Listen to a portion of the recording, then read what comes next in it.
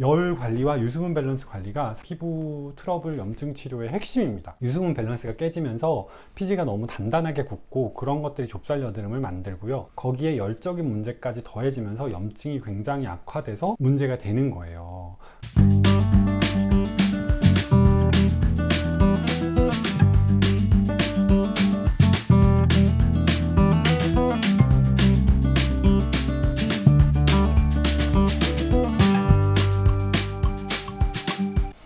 다음 댓글은 압출 SMR 138번에 달려있는 댓글이네요.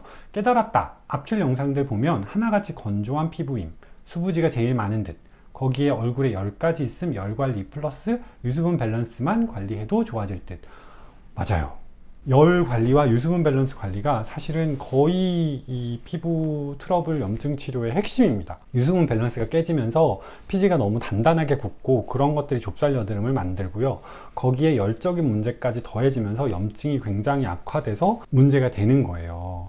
그래서 그 부분을 영상 찍을 때마다, 제가 지금 160개 넘는 영상을 올려드리면서 영상 찍을 때마다 강조를 하는데, 깨달아 주셔서 오히려 너무 감사합니다. 기본 베이스는 그거니까요. 우선은 여드름이 있으시다면 얼굴에 너무 열이 오르지 않게 상열감 치료를 좀 해주시면서 유수분 밸런스 관리를 잘 해주세요. 그걸 넘어서서도 문제가 되신다면 그때는 치료적인 필요가 필요합니다. 다음 거는 압출 SMR 161번 영상에 자꾸 손으로 가리지 마세요 라고 댓글을 남겨주셨어요.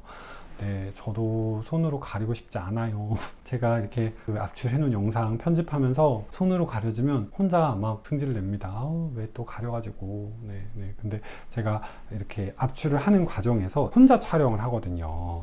근데 압출을 제대로 하려면 영상이 찍히고 있는 화면을 보면서 압출을 할 수 있는 게 아니고, 카메라를 이쪽에 이렇게 두고 카메라를 한쪽에 이렇게 두고 제가 고개를 이렇게 돌려서 카메라 밑으로 여드름 씨앗을 보면서 압출을 해야 돼요.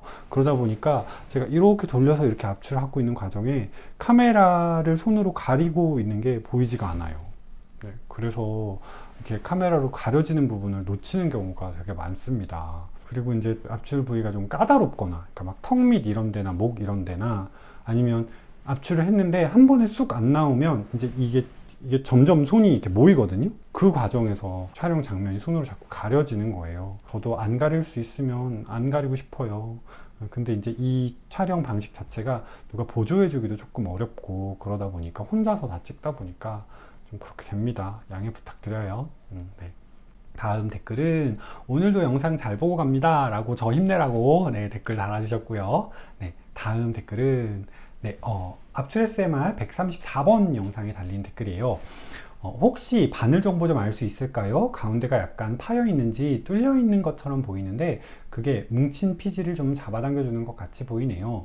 저도 저렇게 뭉치 씨앗 형태의 피지가 안에 박혀 있어서 깊게 박힌 것들은 몇 개월이 지나도 안 나오고 검은색처럼 보여서 가끔 억지로 힘줘서 짜내다가 흉지고 그랬거든요. 그래서 이번에 이런 영상 보고 커팅하고 짜내긴 했는데 어렵긴 하더라고요. 입구도 못 찾겠고. 이렇게 안에서 피지가 뭉치는 원인이 혹시 뭔지 알려주실 수 있으신가요? 각질 제거를 안 해서 그런가요? 그리고 여드름 짜고 알코올솜으로 닦으면 알코올이 색소 침착을 더 심하게 한다는데 그것도 맞는 얘기인가요? 너무 많이 여쭤봐서 죄송해요 라고 댓글 남겨주셨어요. 많이 여쭤보는 거는 전혀 죄송해 하지 않으셔도 돼요. 제가 자세하게 안내 드릴게요. 그리고 바늘이 뭔지는 댓글을 다른 분이 남겨주셨어요. 26게이지 멸균 주사침을 사용하고 있습니다. 보통 사용하는 란셋이라고 하는 거는 가운데가 안이 비어있는 게 아니죠. 근데 멸균 주사침은 약물 안에 침투시키기 위한 주사이기 때문에 이게 빨대처럼 안에 관이 비어있는 거예요. 빨대를 이렇게 비스듬하게 잘라 놓아서 끝이 날카롭게 만들어 놓은 거라고 보시면 돼요.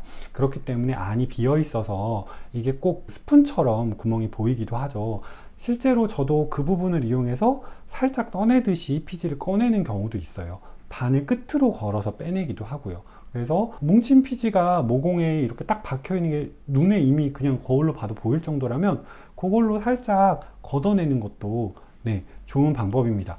근데 여기서 하나 조금 걱정되는 게, 이분이 모공을 찾기가 조금 힘들더라고요 라고 얘기해 주셨어요. 압출하실 때 제가 하는 이 피지를 걷어내는 방식은요, 모공을 굉장히 정확하게 찾았을 때 할 수 있는 방식이에요. 오히려 그냥 커팅해서 압출하는 것보다 정말로 씨앗 크기와 모공 위치와 이런 거를 정확하게 파악했을 때 할 수 있는 방법이거든요.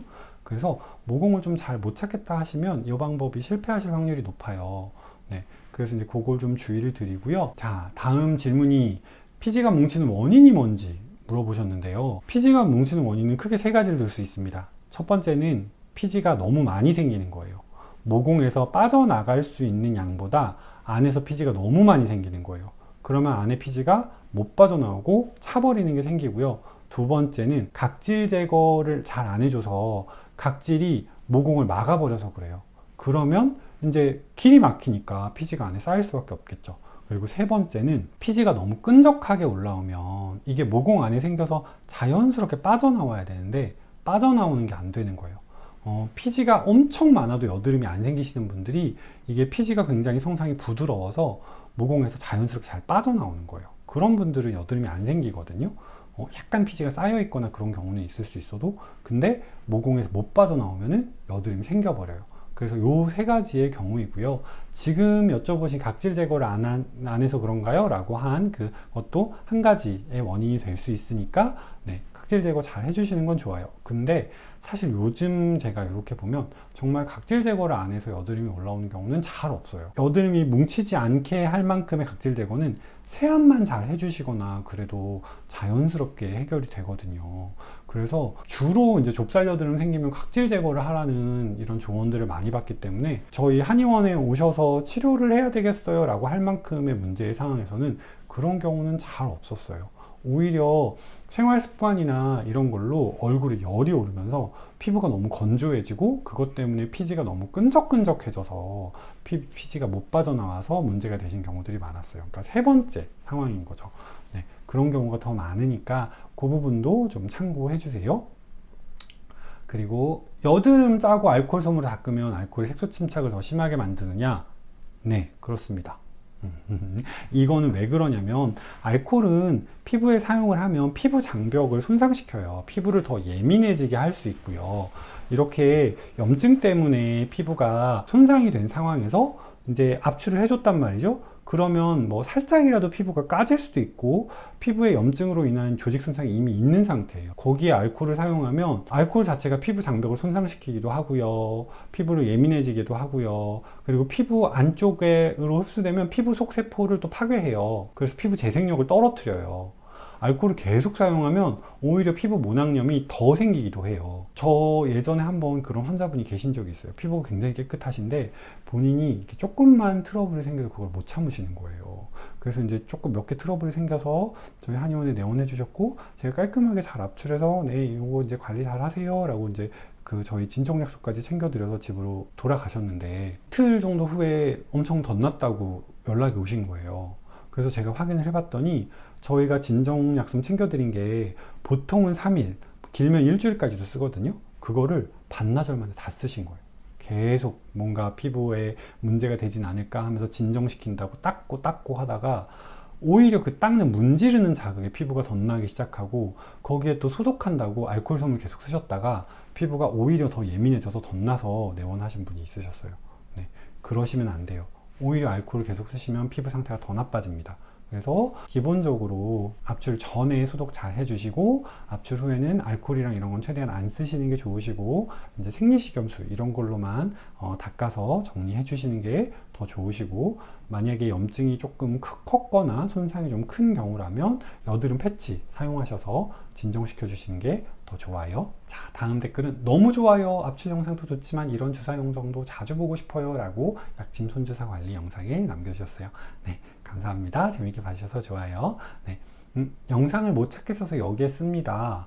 내용 중에 거칠거칠함과 피부 당김 둘 중 하나라도 있으면 건조하다는 전제를 깔고 가야 한다고 하셨는데 네, 피부 당김에 대한 건 어떻게 해결해야 할까요? 물 마시는 것과 관련이 있나요? 라고 답변을 달아주셨어요. 네, 거칠거칠함은 제가 건조함에 관련해서 타각적인 건조감이고 그리고 피부 당김은 자각적인 건조감이라고 말씀을 드렸어요.